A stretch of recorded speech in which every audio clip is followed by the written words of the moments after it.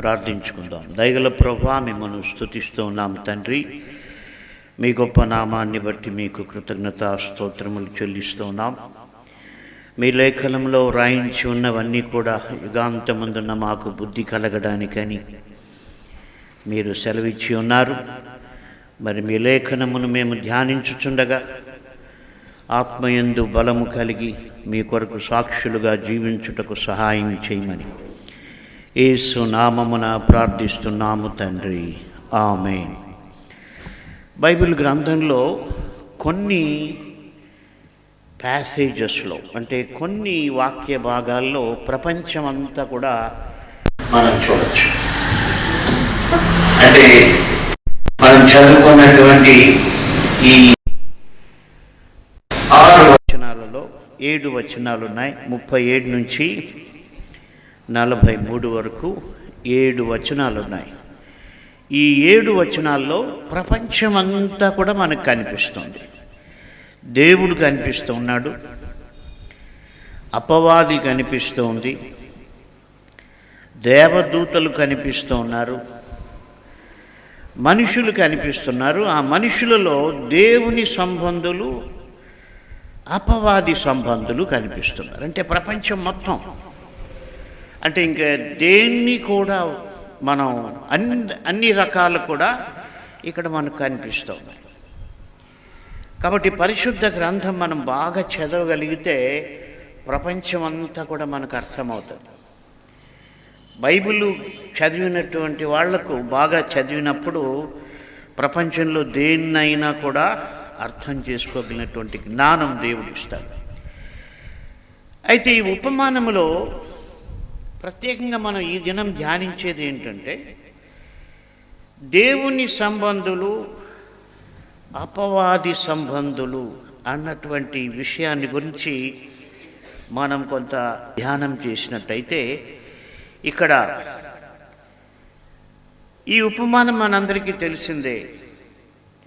విత్తనాలు విత్తబడ్డాయి, వాటిలో కొన్ని త్రోవ పక్కన పడ్డాయి, కొన్ని ముండ్ల పొదలలో పడ్డాయి, మరి కొన్ని మంచి నేలలో పడ్డాయి.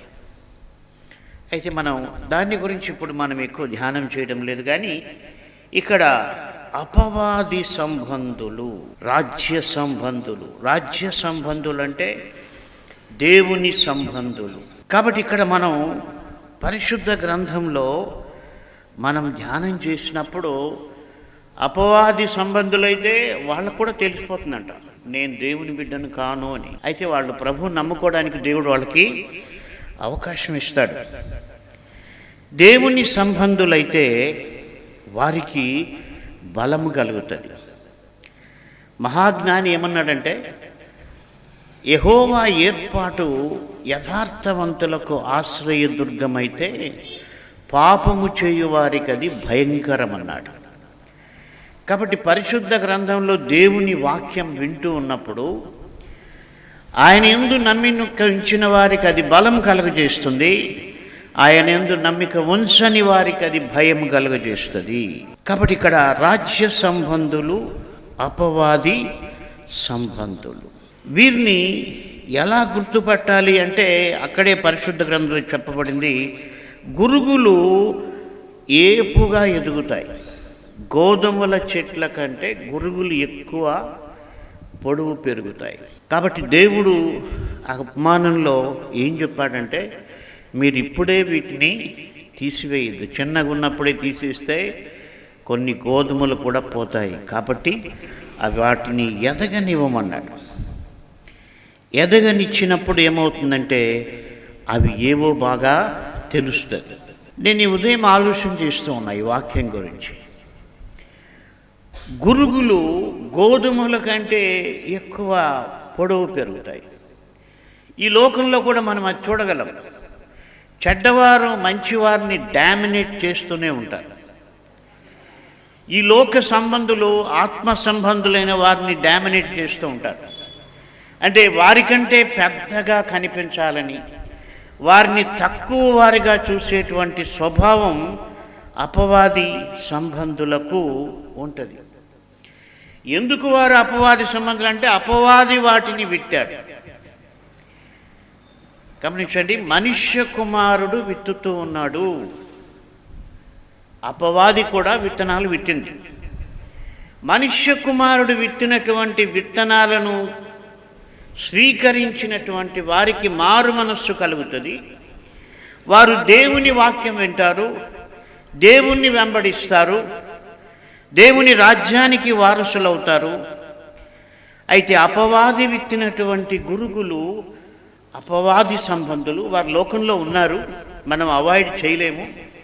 అయితే ఆ యొక్క తీర్పు దినం గురించి కూడా ఇదే ఉపమానంలో చెప్పబడింది. యుగ సమాప్తి గురించి మాట్లాడుతున్నారు. 13:40లో గురుగులు ఎలాగూ కూర్చబడి అగ్నిలో కాల్చివేయబడునో అలాగే యుగ సమాప్తి యందు జరుగును. కాబట్టి ఎండ్ ఆఫ్ ద డే ఏమవుతుందంటే, మరి వారిని కూర్చి అగ్నిగుండములో పడవేయుదురు, అక్కడ ఏడ్పును పండ్లు కొరుకుటయు ఉండు. అప్పుడు నీతిమంతులు తమ తండ్రి రాజ్యములో సూర్యుని వలె తేజరిల్లుదురు, చెవులు గలవాడు వినుగాక. కాబట్టి ఇక్కడ మనం దేవుని సంబంధులుగా, ఈ మాట వింటున్నటువంటి వారు యూట్యూబ్లో కానీ ఆన్లైన్లో కానీ వింటున్నటువంటి మనుషులలో 2 రకాలే ఉంటారు. వారు దేవుని సంబంధి అయినా ఉంటారు, అపవాది సంబంధి అయినా ఉంటారు. అయితే వింటున్నటువంటి వారు పరిశీలన చేసుకోవాల్సింది ఏంటంటే, దేవుని సంబంధి అయితే దేవుని మాట వింటారట. యేసుప్రభు స్వయంగా చెప్పాడు ఆ మాటలు యూదులతో మాట్లాడుతూ. ఆయన అన్నాడు, మీరు దేవుని సంబంధులైతే దేవుని మాటలు వింటారు. అక్కడే మనం చాలా తేటగా మనం కనుక్కోవచ్చు, దేవుని వాక్యాన్ని వ్యతిరేకించేవారు దేవుని సంబంధులు కారు. మనం చూసినట్టయితే 10వ అధ్యాయంలో 26వ వచనం, అయితే 10:26 అయితే మీరు నా గొర్రెలలో చేరిన వారు కారు గనుక మీరు నమ్మరు. ఈ మాట నాకు చాలా ఆశ్చర్యం కలిగించింది. అంటే కొంతమంది నమ్మరు. యేసుప్రభు ఖచ్చితంగా చెప్తున్నారు, మీరు నమ్మరు. నాకు ఆశ్చర్యం ఏంటంటే, యేసుప్రభు చెప్పినప్పుడే వాళ్ళు నమ్మకపోతే ఇంకా మనుషులు చెప్తే ఎలా నమ్ముతారు? కాబట్టి నమ్మని వారు ఉన్నారు. ఇంకా స్పష్టంగా ఆయన అంటున్నాడు, మీరు నా గొర్రెలలో చేరిన వారు కారు కాబట్టి మీరు నమ్మరు. మీరు నా గొర్రెల్లో చేరిన వారు కారు కాబట్టి మీరు నమ్మరు. కాబట్టి మనం దేవుని వాక్యం, యేసయ్య వాక్యాన్ని వినడానికి మనం చాలా జాగ్రత్త పడాలి. వినకపోతే మనం ఆయన బిడ్డలకు ఆదా చేస్తున్నాడు. నువ్వు ఎంతకాలం చర్చికి వచ్చినా, ఎంతకాలం నుంచి ప్రార్థన చేస్తున్నా, ప్రభు ఏమంటున్నాడంటే, నీవు నా మాట వినకపోతే నా గొర్రెల్లో చేరిన వారు కారు. అందుకే ప్రభు అంటున్నాడు, 26లో ఆ మాట చెప్పాడు, అయితే మీరు నా గొర్రెల్లో చేరిన వారు కారు గనుక మీరు నమ్మరు. 27లో నా గొర్రెలు నా స్వరం వినును, నేను వాటిని ఎరుగుదును, అవి నన్ను వెంబడించును, నేను వాటికి నిత్య జీవమునిచ్చుచున్నాను గనుక అవి ఎన్నటికి నశింపవు. ఎవడునో వాటిని నా చేతిలో నుండి అపహరింపడు. వాటిని నాకు ఇచ్చిన నా తండ్రి అందరికంటే గొప్పవాడు గనుక నా తండ్రి చేతిలో నుండి ఎవడునూ వాటిని అపహరింపలేడు. కాబట్టి మన జీవితాల్లో ఏమున్నా ఏమి లేకపోయినా ఒకటి ఉండాలి, ఏంటంటే మనము దేవుని సంబంధులుగా జీవించాలి. నువ్వు దేవుని సంబంధివా అయితే ఆయన మాట వినాలి. అది నీ కష్టమైన నష్టమైన వినాలి. వినని వారు కొందరున్నారు. యేసుప్రభు డైరెక్ట్గా వాళ్ళని అడ్రస్ చేశాడు. ఆయన 8వ అధ్యాయంలో మాట్లాడుతూ ఆయన చాలా డైరెక్ట్గా యూదులతో అంటున్నాడు. చాలా కఠినమైనటువంటి మాటలుగా ఉన్నప్పటికీ కూడా అవి సత్యం. ఆయన అంటున్నాడు ఈ 47వ వచనం, దేవుని సంబంధి అయిన వాడు దేవుని మాటలు వినును. మీరు దేవుని సంబంధులు కారు గనుకనే మీరు వినరని చెప్పాను. కాబట్టి ఇదే ఒక మాట మన జీవితంలో ఎందుకు మనం దేవుని మాట వినడానికి జాగ్రత్త పడాలంటే, వినకపోతే అపవాది సంబంధుల జాబితాలో చేర్చబడతాం. ఆయన మాట వినాలి. దేవుని సంబంధులు ఆయన మాట వింటారు, దేవుని సంబంధులు కానివారు ఆయన మాట వినరు. చాలా క్లియర్గా చెప్పాడు. కాబట్టి యేసుప్రభు నీతో మాట్లాడుతున్నప్పుడు నువ్వు ఆయన మాట వినకపోతే నువ్వు దేవుని సంబంధివి కాదని యేసుప్రభు చెప్తున్నాడు, ఇంకెవరో చెప్పక్కర్లా. కాబట్టి నాకు భయం, యేసు మాటలు వినకపోతే నేను దేవుని సంబంధిని కాను. కాబట్టి నేను దేవుని సంబంధ అపవాది సంబంధాన్ని ఎట్లా తెలుస్తుందంటే, యేసయ్య మాట వింటేనే నువ్వు దేవుని సంబంధి, ఆయన మాట వినకపోతే నువ్వు అపవాది సంబంధి. యేసు ప్రభు చాలా డైరెక్ట్గా చెప్పాడు ఆ విషయం. ఇంకా డైరెక్ట్గా ఆయన అంటున్నాడు 44వ వచనం, మీరు మీ తండ్రియగు అపవాది సంబంధులు, మీ తండ్రి దురాశలు నెరవేర్చగోరుచున్నారు. ఆది నుండి వాడు నరహంతకుడై ఉండి సత్యమందు నిలిచినవాడు కాడు, వాని యందు సత్యమే లేదు. వాడు అబద్ధమాడున్నప్పుడు తన స్వభావమును అనుసరించియే మాట్లాడును. వాడు అబద్ధికుడును, అబద్ధమునకు జనకుడుడై ఉన్నాడు. కాబట్టి చాలా క్లియర్గా ఈ మాట మనం ఎప్పుడు గుర్తుపెట్టుకోవాలి. ఆయన మాట మనం వినకపోతే బహుశా అపవాది వచ్చి నువ్వు నా బిడ్డ అనేస్తాడు ఏకంగా. ఎందుకంటే యేసుప్రభు చెప్పిన మాట అది. కాబట్టి ఆయన మాట మనం వినాలి. దేవుని సంబంధివా కాదా అని తెలుసుకోవడానికి మనం ఆయన మాట వినాలి. మనం దేవుని సంబంధులుగా ఈ లోకంలో జీవించాలి. కష్టమైన నష్టమైన దాని గురించి చింత ఏం లేదు. ఎందుకంటే దేవుడు మనకు వాగ్దానం చేశాడు, ఈ లోకంలో ఉండే శ్రమలేవి కూడా శాశ్వతమైతే కాదు, ఏది శాశ్వతం కాదు. ఒకసారి ఊహించుకుందాం, బహుశా ఇక్కడ ఉన్న వాళ్ళందరూ కూడా ఒకవేళ ఇంకో 50 ఏండ్లు బతికినా 50 ఏండ్ల తర్వాత ఇక్కడ ఎవరుంటారో ఎవరికి తెలియదు. లేదు పోనీ ఒక 100 ఏండ్లు అనుకుందాం, 100 ఏండ్ల తర్వాత ఇక్కడ ఎవరుంటారో తెలియదు.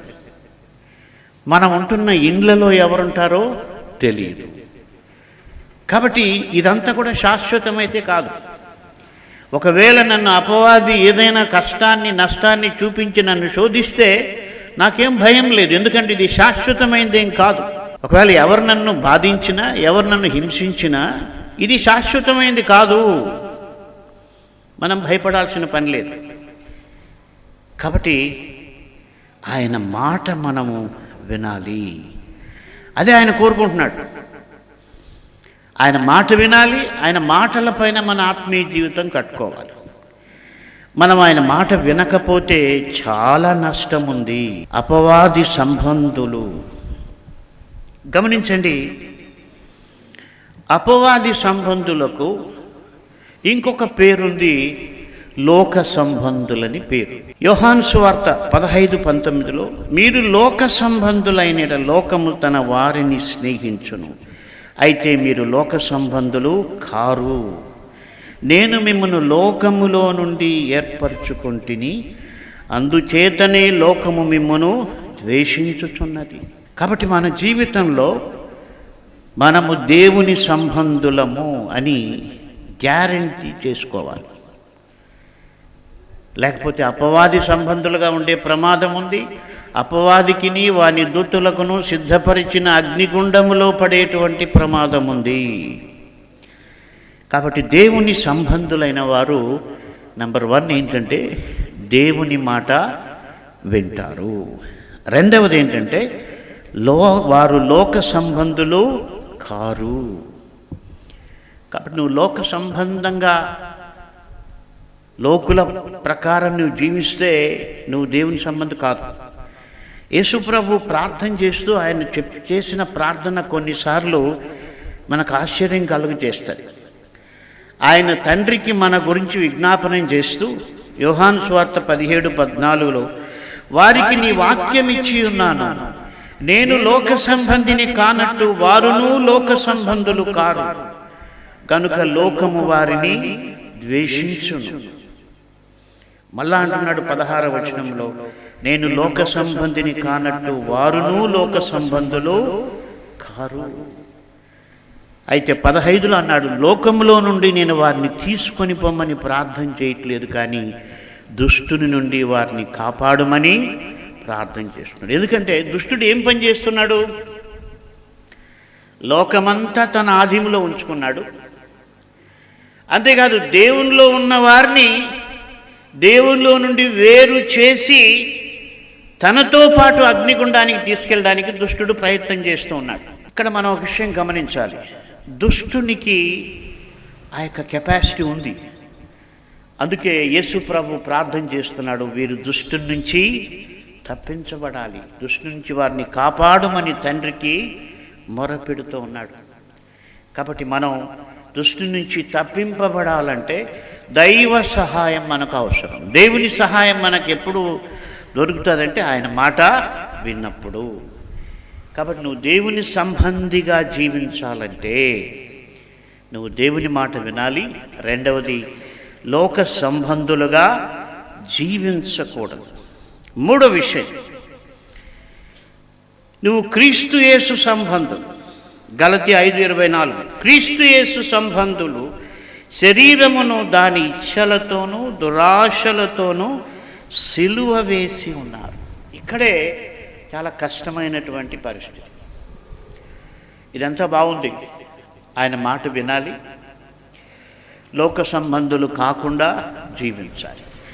అయితే లోక సంబంధులు కాకుండా జీవించాలంటే క్రీస్తు సంబంధులు చేయాల్సిన పని ఒకటి ఉంది. అదేంటంటే గలతీయులకు రాస్తున్నాడు, క్రీస్తు యేసు సంబంధులు శరీరమును దాని ఇచ్ఛలతోనూ దురాశలతోనూ సిలువ వేసి ఉన్నారు. కాబట్టి నువ్వు క్రీస్తు సంబంధివా అపవాది సంబంధివా? మరొక టెస్ట్ ఏంటంటే నీ శరీరాన్ని దాని దురాశలను నీవు సిలువ వేయకపోతే నీవు క్రీస్తు సంబంధివి కాదు. కాబట్టి మనం దేవుని సంబంధులమని అనుకుంటున్నాం, కానీ మనం నిజంగా దేవుని సంబంధులం ఎప్పుడవుతామంటే ఆయన మాట వినాలి, లోక సంబంధులుగా జీవించకూడదు. మూడవది, శరీరమును దాని దురాశలతో సిలువ వేయాలి. కాబట్టి ఈ 3 విషయాలు గుర్తుపెట్టుకోండి. చాలా విషయాలు ఉన్నాయి, అయితే ఈ 3 విషయాలు కూడా చాలా ప్రాముఖ్యం. నువ్వు యేసయ్య మాట వినాలి, లోక సంబంధులుగా జీవించకూడదు, లోకంతో కలిసిపోకూడదు.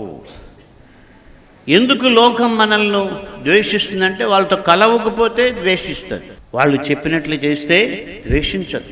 అందుకే ప్రభు అన్నాడు, మీకంటే ముందుగా నన్ను లోకం ద్వేషించింది. యేసు ప్రభు చెప్పిన అంత మంచి మాటలు చెప్తే మరి లోకం వారిని ద్వేషించింది, ప్రభువును ద్వేషించింది, సిలువ వేసింది. నాకు లోకంతో స్నేహం చేయాలంటే ఎప్పుడు సిలువ దృశ్యం నా కళ్ళ ముందర మెదులుతుంది. అంటే నేను ఎటువంటి లోకంతో స్నేహం చేస్తున్నానంటే నేను గుర్తుపెట్టుకోవాల్సింది ఏంటంటే యేసు ప్రభువును కొట్టి ఉమ్మి వేసి ఆయన్ను అవమానపరిచినటువంటి లోకం ఇది. లూకా సువార్తలో రాశారు, ఆయన పైన గుడ్డలు కప్పి ఆయన్ని కొట్టి నిన్ను కొట్టిన వాడెవడో ప్రవచించుమని అనేకమైన దుర్భాషలాడింది ఈ లోకం, అనేకమైన దుర్భాషలాడిందట. కాబట్టి అలాంటి లోకంతో మనం స్నేహం చేస్తున్నామంటే మనం ఎంత సిగ్గుపడాలి, ఎంత సిగ్గుపడాలి. లోకం యేసుప్రభుని అసలు ఎందుకు సిలువ వేసిందంటే యేసుప్రభు చెప్పినటువంటి బోధ వారు ఇష్టపడలేదు. ఒకసారి మనం చూద్దాం యేసుప్రభువును వారు ఎలాగా హింసించారంటే 22వ అధ్యాయంలో 52వ వచనం, యేసు తన్ను పట్టుకొన వచ్చిన ప్రధానుల యాజకులతోనూ దేవాలయపు అధిపతులతోనూ పెద్దలతోనూ మీరు బందిపోటు దొంగ మీదికి వచ్చినట్టు కత్తులతోనూ గుదియలతోనూ బయలుదేరి వచ్చితిరా. అంటే యేసు ప్రభువును వాళ్ళు బందిపోటు దొంగగా ట్రీట్ చేశారంట. మనము నమ్మినటువంటి యేసు ప్రభువుని వాళ్ళు బందిపోటు దొంగగా ట్రీట్ చేశారు. 63వ వచనం. ఈ వచనాలు ఎప్పుడు నాకు గుర్తొస్తూ ఉంటాయి. యేసును పట్టుకొనిన మనుష్యులు ఆయనను అపహసించి కొట్టి ఆయన ముఖము కప్పి, నిన్ను కొట్టినవాడెవడో ప్రవచింపుమని ఆయనను అడిగి ఆయనకు విరోధముగా ఇంకను అనేక దూషణ వచనములాడిరి. కాబట్టి యేసుప్రభును పట్టుకొని అపహసించి కొట్టి ముఖం మీద బట్ట వేసి వాళ్ళందరూ చుట్టూ చేరి ఆయన్ను కొట్టి, నువ్వు ప్రవక్తవు కదా, ఇప్పుడు ఈ దెబ్బ ఎవరు కొట్టారో చెప్పు, ఈ దెబ్బ ఎవరు కొట్టారో చెప్పు అని ఆయనకు విరోధముగా ఇంకను అనేక దూషణ వచనములాడి. ఇది లోకము యేసు ప్రభుని ట్రీట్ చేసినటువంటి విధానం. అలాంటి లోకంతో మనం స్నేహం చేస్తే దేవుడు అంగీకరిస్తాడా? నేను చాలాసార్లు ఈ లోక స్నేహము దేవునికి వైరము అని మీరెరుగరా అని యాకోబు పత్రికలో రాసిన మాట నాకు మొదట అర్థం కాలేదు. ఎందుకు దేవుడు ఈ లోకం స్నేహం చేసేవారిని విరోధులుగా చూస్తున్నాడంటే, ఈ లోకము ఆయన కుమారుణ్ణి బందిపోటు దొంగగా ట్రీట్ చేసింది. ఈ లోకము ఆయన కుమారుణ్ణి అపహసించింది. ఈ లోకము ఆయన పైన ఉమ్మి వేసింది. ఈ లోకము ఆయన పైన పిడిగుద్దులు గుద్ది అనేక దూషణములు, అవన్నీ రాయలేదు, అనేక దూషణ మాటలు చెప్పారంట. అయితే మనం అలాంటి లోకంతో స్నేహం చేసి బైబిల్ చదవకుండా, ప్రార్థన చేయకుండా, లోకస్తులతో సహవాసం చేస్తే దేవునికి ఎందుకు కోపం రాదు? దేవుని వాక్య ప్రకారం జీవించకుండా ఇంకా లోకానుసారంగా మాట్లాడుతూ ఉంటే, లోకాన్ని నువ్వు అనుసరిస్తూ ఉంటే దేవునికి ఎందుకు కోపం రాదు? కాబట్టి ఈ లోకము సంబంధులుగా మనము జీవించకూడదు. యేసు ప్రభుని నువ్వు నేను నిజంగా ప్రేమిస్తే లోకంతో మనం సహవాసం చేయకూడదు. వాళ్ళ కొరకు మనం ప్రార్థన చేయాలి. గమనించండి, దేవుడు లోకాన్ని ప్రేమించాడు. ఎందుకు? వారిని రక్షించడానికి. అయితే వారు ఇచ్చిన ప్రతిఫలం ఏంటంటే యేసయ్యను అంతగా హింసించారు. ఇప్పటికీ దేవుడు లోకాన్ని ప్రేమిస్తూ ఉన్నాడు. మరి ఈ తరంలో కూడా మనం చూస్తున్నాం, యూట్యూబ్లో యేసు ప్రభుని హింసించేవారు, ద్వేషించేవారు, దూషించేవారు ఈ తరంలో చాలా ఎక్కువైపోయారు. ఎందుకంటే లోకం అదే చేస్తుంది. అయితే మనము వారి మధ్యలో యేసు ప్రేమను చూపిస్తూ లోకంతో రాజీ పడకుండా, లోక స్నేహం చేయకుండా మనం జీవించాలి. నాకు చాలాసార్లు అనిపిస్తుంది, ప్రభా ఎందుకు వీళ్ళని ఇంకా బతకనిస్తున్నావు? ఇంతగా నిన్ను ద్వేషిస్తూ ఉంటే, ఇంతగా నిన్ను దూషణ చేస్తుంటే ఎందుకు వీరిని ఇంకా నువ్వు శిక్షించటం లేదంటే, దేవుని వాక్యం ఏం చెప్తుందంటే వారికి దేవుడు అవకాశం ఇస్తున్నాడు యేసు ప్రభువును ప్రేమను తెలుసుకోవడానికి. కాబట్టి మనం వాళ్ళ గురించి ఒక్క మాట కూడా మాట్లాడకూడదు. లూకా సువార్త 6వ అధ్యాయంలో దేవుడు వారి పట్ల ఉన్నటువంటి అభిప్రాయాన్ని చూస్తే ఆశ్చర్యం వేస్తుంది. ఆయన అంటున్నాడు లూకా సువార్తలో 6వ అధ్యాయములో 35వ వచనం, మీరైతే ఎట్టి వారిని గూర్చి నిరాశ చేసుకొనక. నాకు చాలా నిరాశ కలిగింది. యేసు ప్రభుని దూషిస్తున్న వాళ్ళని చూస్తే మనకు జనరల్గానే డిసప్పాయింట్మెంట్ వస్తుంది. అలాగే దేవుని వాక్యాన్ని అనుసరించకుండా ఏండ్ల కొద్దీ వాక్యం వింటూ దేవుని వాక్యానికి లోబడకుండా ఇష్టానుసారంగా జీవిస్తున్న వాళ్ళని చూస్తే కూడా చాలా నిరాశ కలుగుతుంది. అలా నిరాశ కలిగినప్పుడు దేవుని వాక్యం ఏం చెబుతుందంటే, మీరైతే ఎట్టి వారిని గూర్చి నిరాశ చేసుకొనక మీ శత్రువులను ప్రేమించుడి, మేలు చేయుడి, అప్పు ఇయుడి, అప్పుడు మీ ఫలము గొప్పదై ఉండును, మీరు సర్వోన్నతుని కుమారులై ఉండురు. ఇక్కడ గమనించండి, ఆయన కృతజ్ఞత లేని వారి ఎడలను, దుష్టుల ఎడలను ఉపకారి అయి ఉన్నాడు. కాబట్టి ఎవరైతే కృతజ్ఞత లేకుండా జీవిస్తున్నారో, ఎవరైతే దుష్టులుగా ప్రవర్తిస్తూ ఉన్నారో వారి విషయంలో కూడా దేవుడు ఉపకారి అయి ఉన్నాడు.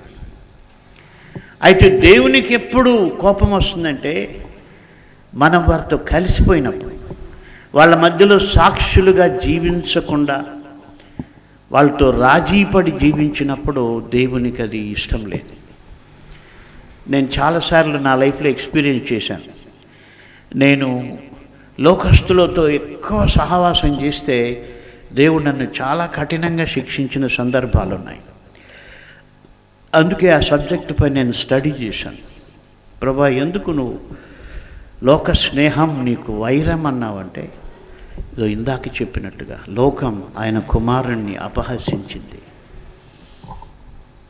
మనం అనుకుందాం, ఉదాహరణకి ఒకవేళ మీ బిడ్డను ఎవరైనా హింసిస్తే, ద్వేషిస్తే ఖచ్చితంగా వారిని మీరు ప్రేమించలేరు. అయితే దేవుడు కాబట్టి ఆయన ప్రేమిస్తూ వాళ్ళ రక్షణ పొందడానికి సువార్తను అందిస్తూ ఉన్నాడు.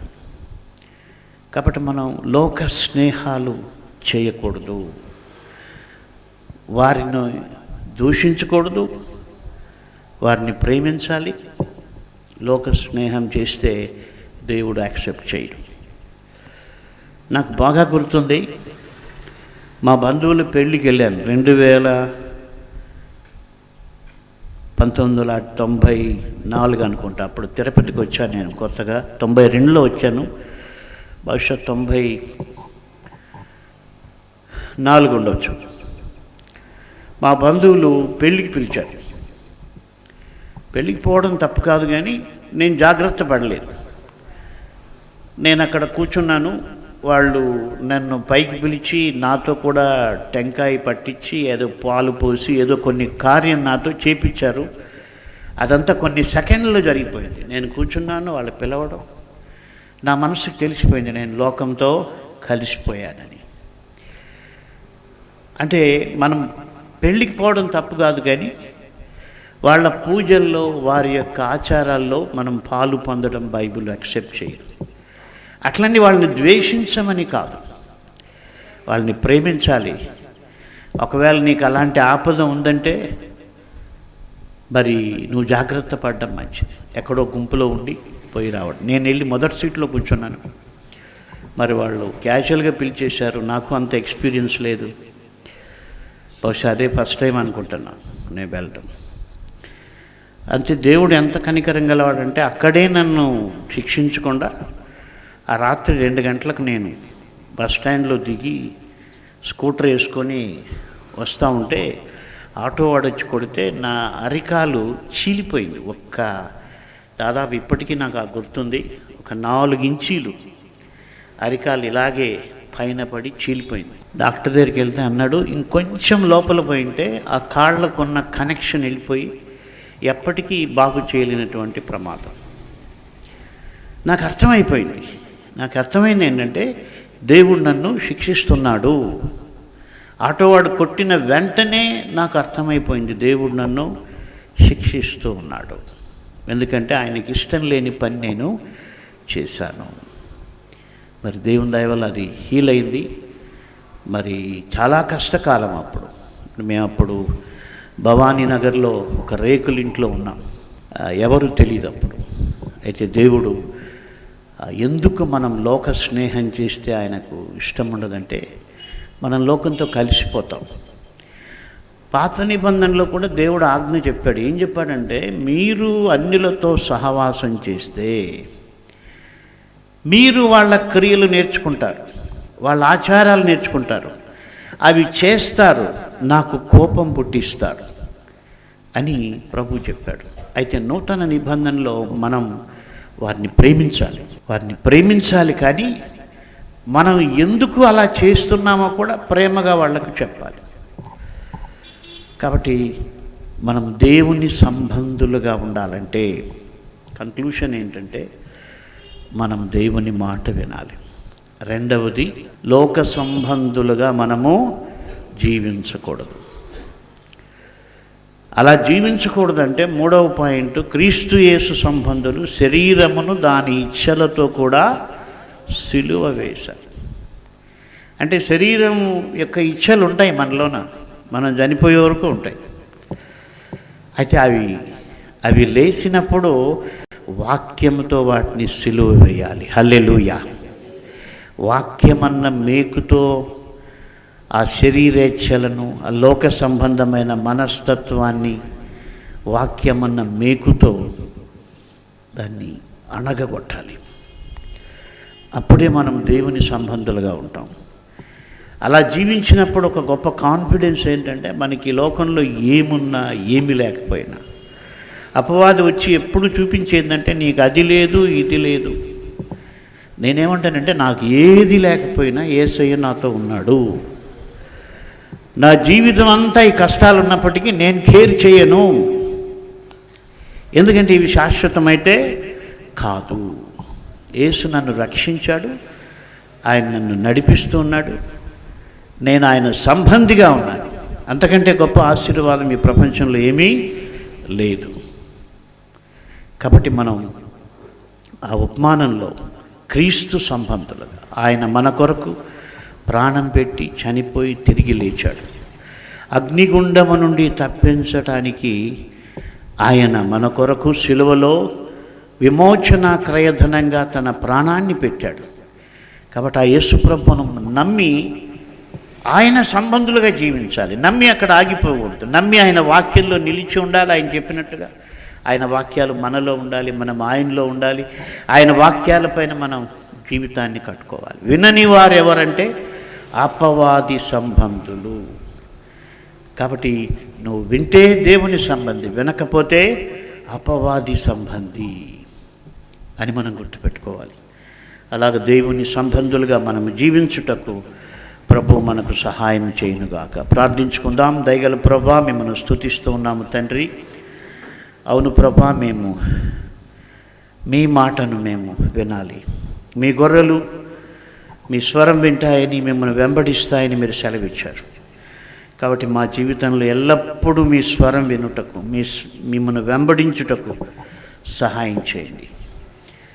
మా ప్రభా, లోకమునైనను దానిలో ఉన్న వాటినైనా మేము ప్రేమించకుండా సహాయం చేయండి. లోక సంబంధులుగా కాక క్రీస్తు సంబంధులుగా జీవించుటకు మాకు సహాయం చేయండి. క్రీస్తు సంబంధులు శరీరమును దాని ఇచ్ఛలను సిలువ వేసి ఉన్నారని మీరు సెలవిచ్చి ఉన్నారు. అలాగున మా శరీరమును, మా ఇచ్ఛలను, దురాశలను సిలువ వేయుటకు సహాయం చేయండి. వాక్యంతో సిలువ వేయుటకు సహాయం చేయండి. వాక్యమన్న ఆత్మ ఖడ్గమును ఎల్లప్పుడూ ధరించి ఉండటకు సహాయం చేయండి. మా ప్రభువా, మేము మీ సంబంధులమని, క్రీస్తు సంబంధులమని ఈ లోకములో మీ ప్రేమను చూపిస్తూ జీవించుటకు మీ సహాయము మాకు అనుగ్రహించుమని మీకే మహిమ చెల్లిస్తూ యేసు నామమున ప్రార్థిస్తున్నాము తండ్రి. ఆమేన్.